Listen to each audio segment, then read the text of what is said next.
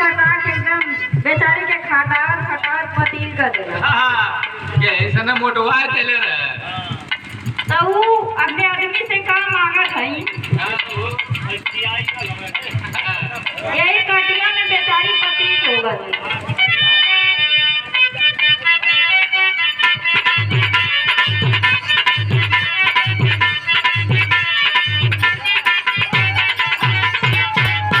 कैसे बता थी?